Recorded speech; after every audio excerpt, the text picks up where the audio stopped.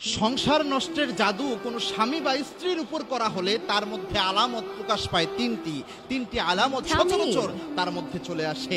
অনেকে বলতে পারেন এই ব্ল্যাক ম্যাজিক এটা আবার আছে কিনা? রাসূল সাল্লাল্লাহু আলাইহি ওয়াসাল্লামের উপর পর্যন্ত ব্ল্যাক ম্যাজিক করা হয়েছিল। বুখারীর হাদিস দেখেন এবং সূরা ফালাক এবং সূরা নাস এটা শানে নুজুল করে দেখেন।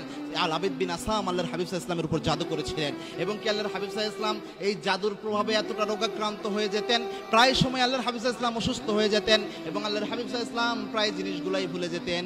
অনেক কিছু আল্লাহর হাবিব খেয়াল করতে চাইতেন, মনে করতে আল্লাহর হাবিব পারতেন না। নামাজের মধ্যে সূরার মধ্যে আল্লাহর হাবিবের অনেক সময় পেঁচ লেগে যেত।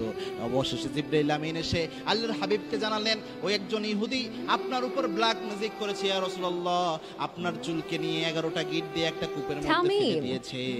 আপনার উপর আল্লাহ রাব্বুল আলামিন দুইটা সূরা নাজিল করেছেন, সূরা ফালাক এবং সূরা নাস। এই দুইটা সূরার মধ্যে আল্লাহ রাব্বুল আলামিন 11টা আয়াত দিয়েছেন।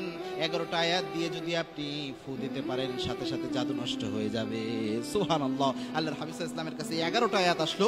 11টা আয়াত দিয়ে আল্লাহর হাবিব সাল্লাল্লাহু আলাইহি ওয়াসাল্লাম একটা করে আয়াত বললেন, একটা করে গিট খুলে গেল, সাথে সাথে আল্লাহর হাবিব সাল্লাল্লাহু আলাইহি ওয়াসাল্লাম রোগ মুক্ত হয়ে গেলেন। সুতরাং ব্ল্যাক ম্যাজিক সত্য একটা বিষয়। অনেক স্বামী স্ত্রীর সংসার নষ্ট করার জন্য এই ব্ল্যাক ম্যাজিক করা হয়ে থাকে। এবং মনে রাখবেন ইবলিস শয়তানের সবচেয়ে বড় মিশন হচ্ছে স্বামী স্ত্রীর সংসার নষ্ট করা।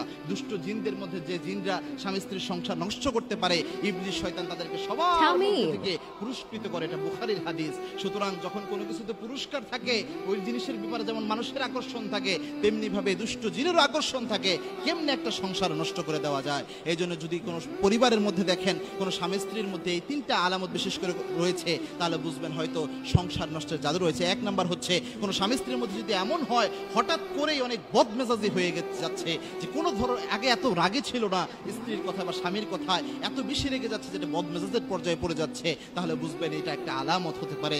দুই নাম্বার হচ্ছে স্ত্রীকে বা স্বামীকে কোনোভাবেই সহ্য করতে পারতেছে না, কোনোভাবেই তাকে মেনে নিতে পারতেছে না, কাছে আসলেই তার মেজাজ খারাপ হয়ে যায়। অন্য বাহিরে হাজার মানুষের কথা তার ভালো লাগে, কিন্তু স্ত্রীর কথা কোনোভাবে সহ্য করতে পারে না, স্বামীর কথা কোনোভাবে সহ্য করতে পারে না। এরকম যদি হয় তাহলে বুঝবেন এটা জাদুর কোনো প্রভাব হতে পারে। তিন নাম্বার হচ্ছে ওই ব্যক্তি যদি আমল করে, নামাজ করুক, রোজা পড়ুক, যাই করুক না কেন, সে যদি মনের মধ্যে কোনো স্বাদ অনুভব করতে না পারে, আমলের ক্ষেত্রে অলসতা চলে আসে ঘন ঘন, তাহলে বুঝতে হবে এটাও জাদুর প্রভাব হতে পারে।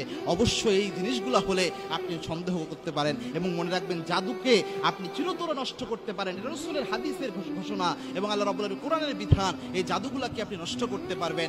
সকাল সন্ধ্যার যে নিয়মিত দোয়াগুলো রয়েছে, আপনি সকাল সন্ধ্যা পড়েন, কোনো ধরনের জাদুকর কোনো জাদু আপনার উপর করতে পারবে না ইনশাআল্লাহ।